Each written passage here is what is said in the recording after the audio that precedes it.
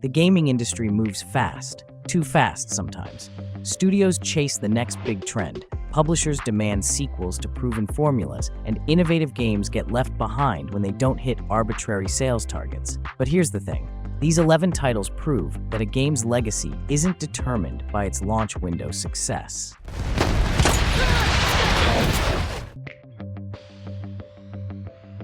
Starting our countdown with First Class Trouble, a social deduction multiplayer game that launched in 2021 and quickly faded into obscurity. This Among Us-style thriller puts you on a luxury space cruise ship where half the crew are murderous synths trying to eliminate the humans. The concept is solid. You're trapped in an Art Deco nightmare where paranoia runs deep and trust gets you killed. The voice chat proximity system creates genuinely tense moments when you're whispering plans or screaming accusations across elegant ballrooms. But here's why it died.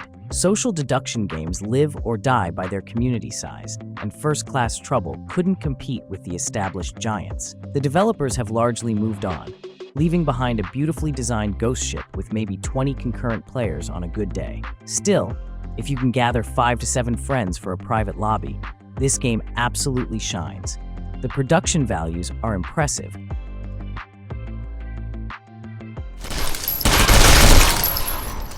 Interstellar Marines represents one of gaming's greatest what could have been stories. This sci-fi tactical shooter has been in development since 2005, promised the moon, and delivered, well, not much. Originally pitched as a AAA experience combining Rainbow Six tactics with System Shock atmosphere, what we got was a bare-bones training simulator. The Kickstarter failed, multiple development teams came and went, and by 2019, meaningful updates stopped entirely. The tragedy is that underneath the broken promises lies genuinely solid gunplay. The weapons feel weighty, the tactical movement system works well, and the few completed levels showcase real potential. The sound design is particularly impressive. Every footstep, reload, and environmental effect has this crisp, professional quality that makes you wonder what might have been. The problem isn't just abandonment, it's false advertising. Necessary to infiltrate the facility undetected. Now, we're getting into territory where broken doesn't mean technically busted. It means criminally underappreciated. Singularity, Raven Software's 2010 sci-fi shooter, is a masterclass in time manipulation mechanics that almost nobody played. You're investigating a Soviet research facility where time experiments went horribly wrong. Armed with the time manipulation device, you can age enemies to dust, revert damaged structures to their original state, or freeze projectiles mid-air. The gunplay is tight, the puzzles are clever, and the story takes genuine risks with its time travel narrative. So why did this masterpiece flop? Activision's marketing department apparently forgot it existed. Released between major Call of Duty titles with zero promotion, Singularity was dead on arrival. The multiplayer servers shut down years ago, and there's been no sequel, remaster, or acknowledgement that it ever existed. But if you missed it back then, you owe yourself this experience. Have another drink, Gray.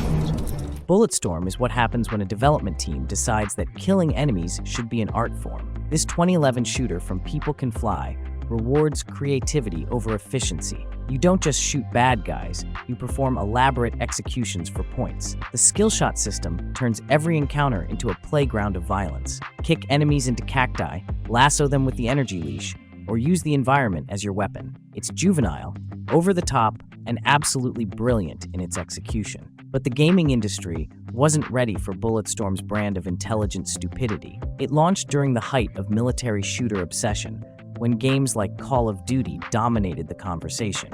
Epic Games and People Can Fly created something unique in a market that wanted more of the same. Yes, the dialogue is aggressively crude, and the story won't win awards, but the core gameplay mechanics still feel fresh today. I lied! So what? A different road. And look where that got you. Remember Me is Dontnod Entertainment's cyberpunk action-adventure that dared to be different and paid the price. Set in Neo Paris 2084, you play Neelan, a memory hunter who can steal, alter, and implant memories in others. The memory remixing sequences are gaming's most underrated innovation. You literally rewind someone's memories and change small details to alter their perception of events. It's storytelling through gameplay at its finest. wrapped in stunning visual design that puts most AAA productions to shame. The combat system lets you create custom combos by mixing offensive strikes with special abilities. The platforming flows beautifully through Neo Paris's vertical cityscape. So why did it fail? Square Enix's marketing focused heavily on the female protagonist instead of the innovative gameplay, creating controversy that overshadowed the game's actual merits. Remember Me deserved better recognition for its bold ideas and flawless execution.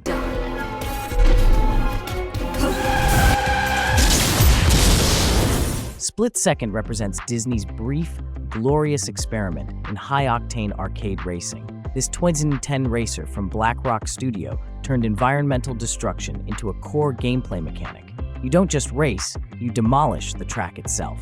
Building up your power play meter through skilled driving lets you trigger explosive traps against your opponents. Airport control towers collapse, cargo ships crash into the track, and entire sections of road crumble away. The AI is ruthless but fair. The track design is inspired, and the visual spectacle still impresses today. Disney killed Black Rock Studio in 2011, ending Split Second's franchise before it could establish itself.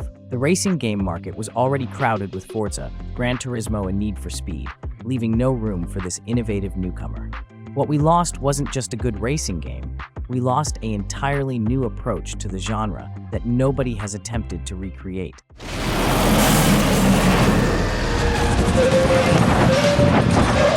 Bizarre Creations' final game, Blur, tried to merge realistic racing with Mario Kart-style combat and somehow made it work. Released in 2010, this was arcade racing perfection that nobody bought. Using real-world cars like BMWs and Audis, Blur added power-ups without sacrificing the authentic driving feel.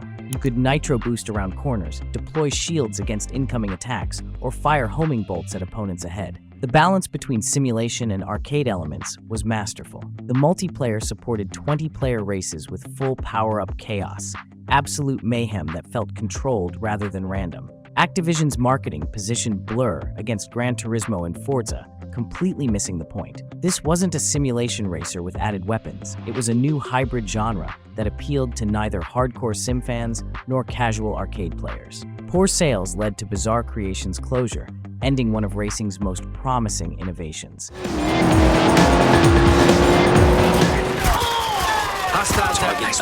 Spec Ops: The Line is the anti-war military shooter that the gaming industry desperately needed but refused to embrace. Jaeger Development created a brutal deconstruction of modern warfare games disguised as a generic third-person shooter.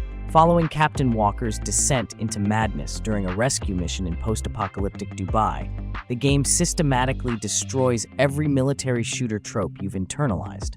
The gameplay intentionally feels clunky and unsatisfying. This isn't power fantasy fulfillment, it's psychological horror. The loading screen messages become increasingly accusatory, asking why you're still playing, why you're enjoying the violence. 2K Games marketed this as another Call of Duty competitor, completely undermining its actual purpose. The multiplayer mode, added against the developer's wishes, diluted the message further. Poor sales meant no sequel, leaving this masterpiece of interactive storytelling as a one-off experiment.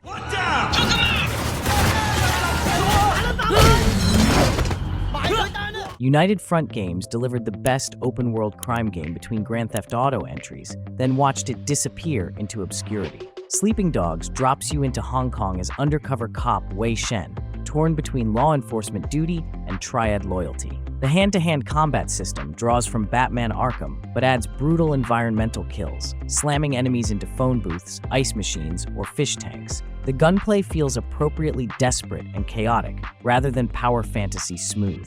Hong Kong itself becomes a character through incredible attention to cultural detail. The Cantonese voice acting, neon-soaked street racing, and authentic food culture create an immersive experience that no other open-world game has matched. Square Enix's unrealistic sales expectations doomed the franchise before it began. Despite critical acclaim and passionate fan support, the publisher canceled the sequel and shut down United Front Games in 2016. The definitive edition keeps the game alive on modern platforms, but will never see Wei Shen's story continue. This remains the gold standard for culturally authentic open-world design, abandoned for not meeting arbitrary profit targets.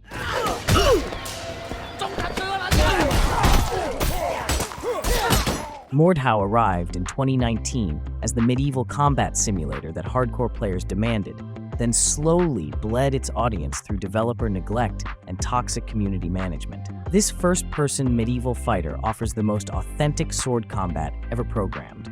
The large-scale battles capture medieval warfare's chaotic brutality better than any game before or since. 64-player castle sieges with catapults, horses, and brutal melee combat create unforgettable moments. But Triturnian's small development team couldn't maintain content updates or moderate the increasingly toxic community. The learning curve brutally punishes newcomers, while veteran players dominate servers with techniques that feel like exploits. Promised features like ranked modes and expanded customization never materialized. Mordhau's population has declined from peaks of 60,000 concurrent players to barely 1,000 today.